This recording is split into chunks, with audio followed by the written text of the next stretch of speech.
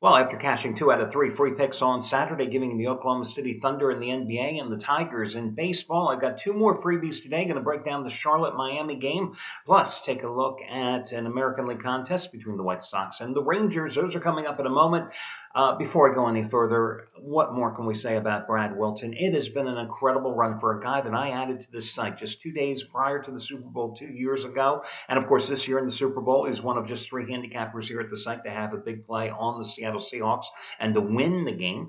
And today, not only is he going for winning day number 17 out of 22, not only has he made $10 bettors $15,180 since last July, but today, another 100 dime max wager release and second in as many days. Yesterday, he cashed in with his opening round game of the year, the Atlanta Hawks, an 8-point road dog, outright by 8 at Indiana. Well, today, 100 dime max wager winner number 11 out of 13. Just as strong as the Hawks yesterday.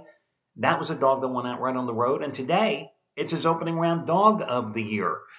And keep in mind, again, this play matches the 100 dime winner he had on the Seahawks over the Broncos. This play matches the 3 straight 100 dime college basketball winners he had in the Big Dance.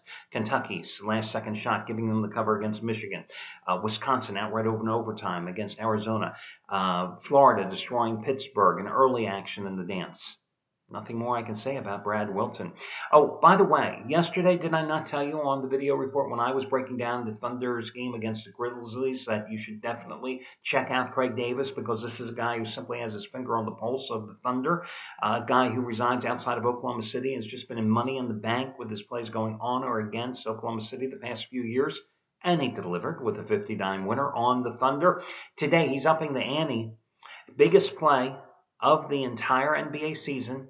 He's 6-1 this year with 50 dime plays. Today, a play that's 50% stronger. 75 dime Western Conference opening round game of the year. Dallas, San Antonio, as he goes for winning day number 39 out of 64. $10 bettors have won over $6,300 the past couple of months. 2 other guys. Gabriel DuPont. You remember on Friday I talked about him having his biggest baseball play of the season. He promised a 5-run devastation, and it was a 100 dime winner on the Oakland A's, 11-3 in a run line rout of the Houston Astros. Well, $10 bettors have won over $3,100 since Tuesday following Gabriel, and his biggest release of the season once more goes today. 100 dime baseball winner number 2 in a row, Mariners and Marlins. I think it goes at 1:05 Eastern time. Listen, guys, it's the half price play of the day. And when you see how cheap you get this play, you're going to want it to build your bankroll early. The coupon code is simply HALF, HALF. I mean, it's like a broken record. Jeff Benton, we're going to talk about him again today because he just keeps winning. Yesterday, he made it 11 out of 12 winning days. And in that stretch, 9 of those 11 winners, you've gotten at huge discounted prices. $10 better has won $4,260 over the past dozen days. Yesterday, you got his Western Conference opening total of the year, a 50 dime play, Golden State and LA over. And FYI, how the hell did the Clippers lose that game? More about that in a minute, but you got that winner for just $14. This after getting 40 dime baseball winners with the Brewers Pirates over on Friday and the Cardinals Nationals over on Thursday for $9. Well, today, a play just as strong as yesterday's. His Eastern Conference total of the year, your Miami, Charlotte over under, and again, you get it for just $14. Just like yesterday's winner.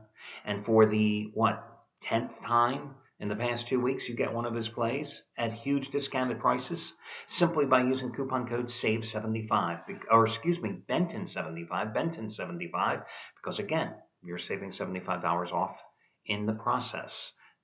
Benton75. Final, 777. Winner number 4 in a row. This is something I started a little while ago because it's kind of a cute little play. 777 winner number 4 in a row is Anthony Red, 60 dime playoff winner number 2 in a row. He had a 60 dime winner yesterday on Brooklyn. Today, his opening round total of the year. Portland, Houston, the over under. You save $70. You get to play for just $7.77 by using the code 777. And today it's time for the charity play of the week. It is going for charity play of the week winner number 32 out of 42. It is going for the 4th consecutive Sunday, as it's won each of the past 3 weeks. If you have not yet made your donation for last week, please do so. What the hell are you waiting for? I'm putting myself on the line today, going for winning day number 11 out of 14 with the second biggest baseball play of my career. 10-dime winner number 6 out of 7. It's a $79 play. You get it for free. If it wins, tomorrow I'll ask you to make a donation to an organization, a family, an individual that needs some type of financial assistance in a time of need. If it loses, well, it's gambling, guys. There's nothing guaranteed. And again, you get it for free today by using coupon code, are you ready? Free, FREE.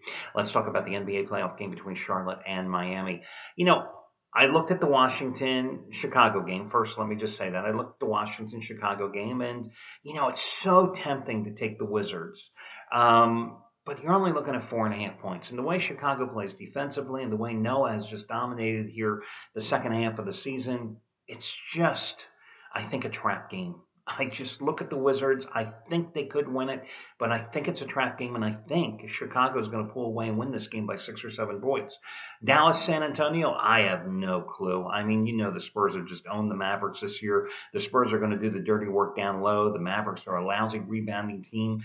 But you see yesterday with the Warriors, for example, when you've got a bunch of shooters, you've always gotten a shooter's chance, and that's what the Mavericks have. But the interesting thing about the playoffs is teams have their warts exposed. The same warts that they've had all season long, they simply don't go away. What has been the LA Clippers' problem all season this long? A distaste for defense, an unwillingness to get the job done down low, to mix it up. And the Warriors capitalized on them yesterday because the Clippers just couldn't get a stop. How embarrassing. You bring in Doc Rivers, you bring in all these extra role players, you're looking for a deep playoff run, and you lose the home opener of your series? What an embarrassment. So that brings me to Miami of Chicago and Charlotte. Charlotte's a 9.5 point underdog. Let's get the elephant out of the room here. The Bobcats, their entire roster have a combined 15 playoff starts. The Heat, 727. So the Heat definitely have the experience, right? Miami has won 19 of the last 23 in the series, 15 straight wins in the series since the Big Three came together in South Beach. But listen, the Bobcats are playing good ball. They've won 20 out of 29 since the All-Star break. They closed the season by winning 7 out of 8. What did the Heat do down the stretch? 11 and 14 in the final 6 weeks of the season. LeBron was simply unstoppable in the 4 games against the Bobcats this season. Had a career-high 61 in one of them. He averaged 38 points, 6 rebounds, 5 assists, hit 63% of his shots.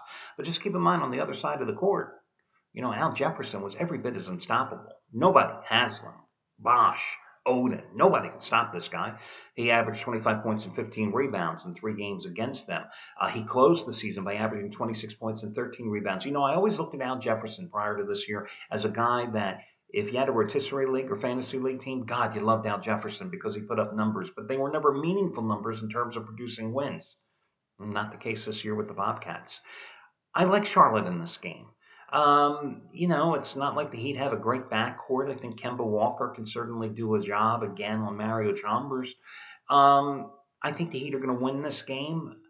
I just don't think you turn the switch on and off come the postseason, as we saw yesterday with the Indiana Pacers. So I'm willing to take the Bobcats plus the 9.5 points. The Heat win, but again, I like the Bobcats plus the 9.5 points. Portland, Houston, wow. The Rockets took 3 out of 4 in the series. These two teams, I think, combined for an average of 216 in total points during the 4 regular season meetings. It's interesting that the total today is right around 214 and a half. I certainly could go over, and I gave you my opinions on the other 2 games. In baseball here today, I'm going to go with the Rangers on the run line at pretty much even money at home with Robbie Ross, who's coming off a brilliant effort in his last start. Listen, he's faced the Phillies at home. Fenway, he faced the Red Sox. He faced the Mariners at home. In 18 innings, he's allowed 14 hits, 4 runs, 2 of them earned for an earned run average of 1.00. Not bad for a converted reliever. Needed just 90 pitches in 7 2/3 shutout innings, in which he allowed just 5 hits against the Mariners in a Tuesday night start. Problem with Robbie Ross is the Rangers have only scored 2 runs in support of him. But the Rangers won yesterday 6-3. They won 12-0 on Friday. They're putting runs on the board here suddenly. 36. What I want to say is, and the White Sox are not scoring runs here lately. You know, a team that started the year with 36 runs in the first 8 games of the season, they are struggling suddenly, putting runs on the board. So I like the Rangers and Ross on the run line in this one. Eric Johnson, who I happen to use as a best bet in his start at home against Boston on Tuesday when he allowed one run on 3 hits and struck out a career high 9 batters in 6 and 2/3 innings. It was a nice start, but just keep in mind, Eric Johnson, his first 2 starts of the season both came on the road at Colorado and Kansas City in 10 and 1/3 innings. He gave up 10 hits and 11 runs. Well, he's on the road again today. Rangers are 9-3 at home. White Sox are 2-6 on the road. So, during the Rangers' 5-game winning streak, they've scored 34 runs. 7 homers and 15 doubles in that stretch. Prince Fielder is starting to smack the ball around. So again, I'm going to go with the Rangers on the run line as your other complimentary play. Best of luck to you all, and if you're celebrating the holiday today, enjoy it with your family and friends, and I will catch you again on Monday.